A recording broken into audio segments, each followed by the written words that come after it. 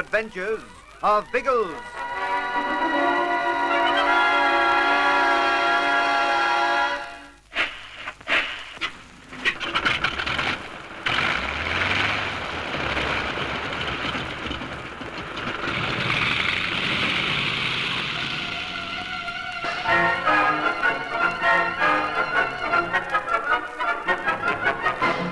While Algy is resting at the hotel, his friends have been caught up by intrigue and danger.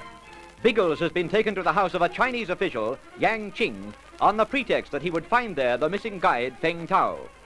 Bertie and Ginge follow in Captain Rahamat's car. Very soon, Biggles realizes that he's in danger. Yang Qing knows of his plan to enter China and demands to be told where he's going and what he intends to do. When Biggles refuses, he's taken to a cellar below the house. There, lying unconscious on a stretcher, is Feng Tao. He's been beaten up, and Yang Qing threatens to kill him unless Biggles talks. You devils! You've beaten up this little chap because he wouldn't talk. We could do the same to you. I think my way would be more effective. Like blazes it will. Do not be foolish, Bigglesworth. You know I have a gun. I assure you I will use it if necessary. But why take it out on Feng? He hasn't done anything to you. He is betraying China by assisting you on an illegal mission. That alone is sufficient reason for him to die. But he will live if I learn the purpose of that mission. I've told you. It's my business and I'm not discussing it. It is to assist the enemies of China, the rebel forces of Chiang Kai-shek. It's no such thing. Then why do you wish to enter China? It's nothing to do with you. It is to do with my government. Tell me. You can go to blazes. Very well. Have fun. Swing your torch so that it shines on the face of Feng Tao. I will shoot through the brain. Wait, Yang Qing. You wish to change your mind? No. But surely you don't think you can get away with this? We're in Pakistan. You'll go up for murder if you kill this man. The authorities will never learn of it. Don't be silly. You don't think I'll keep quiet about it? Unless I am certified about you, you will not be alive to tell. At the last time, Englishman, why do you wish to enter my country? Tell me at once. What is that? The police. It is the police whistle. And they're at this house. They will not find anything. Not wrong. My word, they will. Oh, you fool! The torch! You're too late. No use shooting in the dark, Yang Qing. I got you, chum. I will. I'll break it unless you give up that gun. That's more like it. It's poking in your ribs, Yang Qing. Walk right up to the front door and give those police a friendly welcome.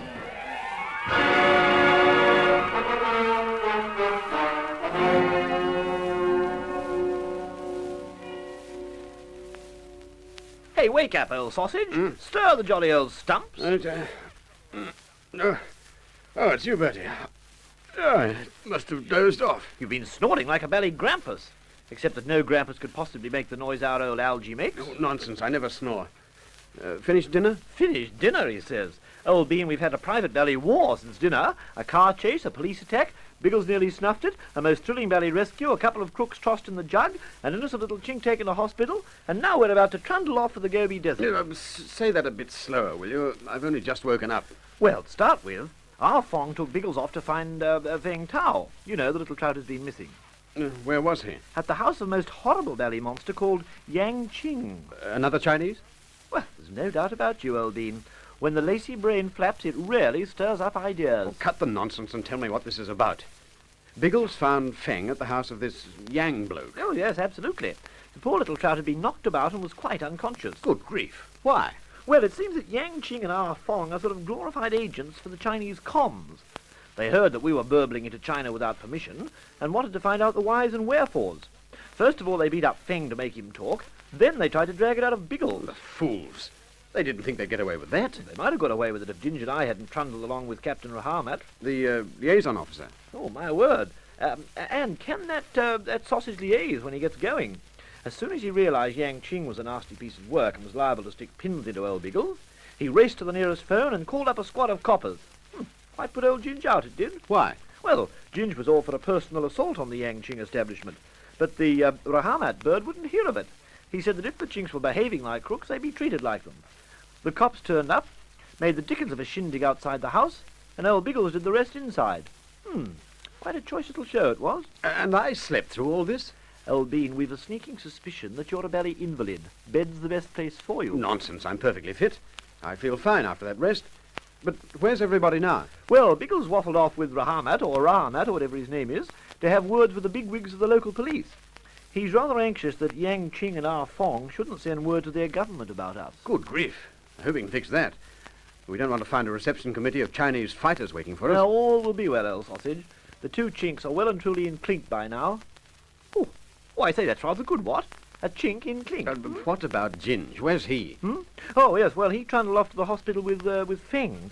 Biggles is anxious to have the little blighter patched up, ready to take off with us. When's that to be? Forthwith, old trout.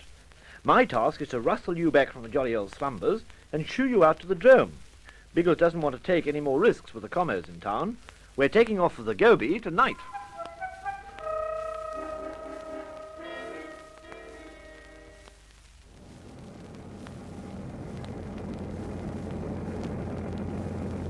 For Pete's sake, fly carefully up here, Bertie. I'd hate to prang in this part of the world. Old trout, with Ulysses at the controls, you're as safe as if you were waffling upwards in a jolly old lift. Yes, if you were driving a lift, you'd probably put it through the roof. Oh, I say, that's most unkind. We haven't hit any of these bally hills, have we? Hills, you call them. Those are the Himalayas, the highest mountains in the world. We are not entirely uneducated, old trout, but don't expect us to be too bally impressed. I mean to say, what's Everest but a peak? There are those who consider us Ulysses to be the peak of perfection. Ulysses, no one else. I wish Mount Everest was in front of us so it could bash some of the conceit out of your skull. Oh, what a pity. We'd been planning to give old Everest a toot on Harriet, sort of greetings from one peak to another. But never mind. Take over the controls, Sir Jiff Ginge. Why? Well, we're going to toot anyway. Perhaps the strains will waft along in the mountain breezes. Give forth, Harriet, old darling, a salute from one peak to another.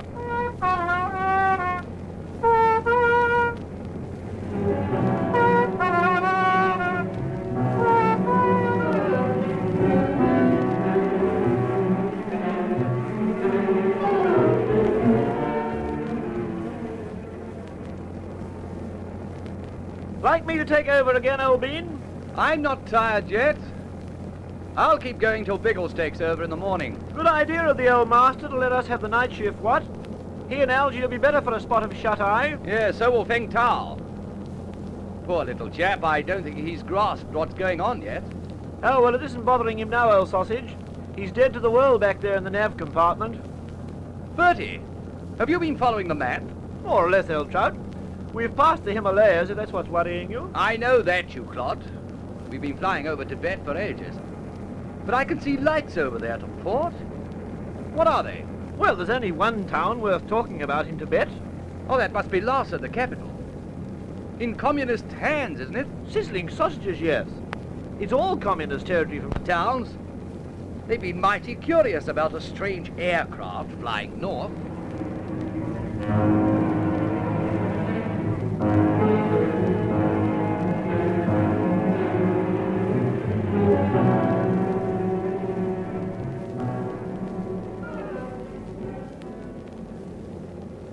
Here it comes. What?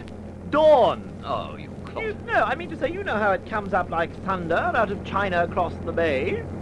Not that there are many bays down there, by Jove. Dreadful looking country, isn't it? We must be flying over the Gobi now. I hope you've kept dead on that compass course, old Bean.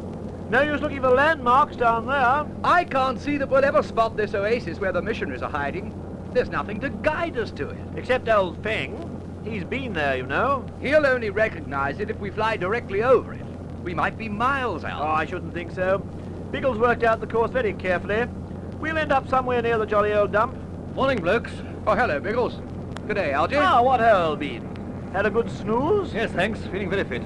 We'll take over from you now and let you turn in. Oh, yes, you're welcome. Oh, there it is, the Gobi Desert. It's all yours. Have you kept to the course, Ginge? Haven't swung off it an inch. I can't vouch for Bertie, though. He brought us over the Himalayas. Come aft, you clot, and I'll give you a lesson in navigating by dead reckoning. Wake Feng as you go past, will you? Tell him to watch out for landmarks. Landmarks? That's a bit of a joke. We're looking for an oasis, Algy. Surely that'll be a landmark in this waste country. It seems such a tiny thing to look for. There's nothing down there but sand dunes and marshland. Don't be too despondent about it. At least there's some flat country about.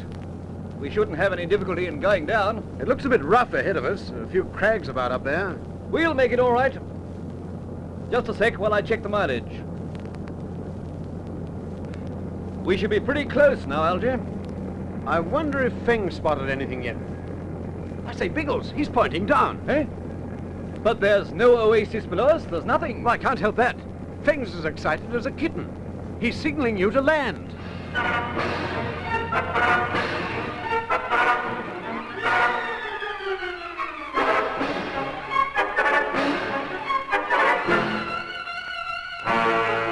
Biggles is puzzled, but he obeys the guide's signal and circles the plane in search of a landing spot.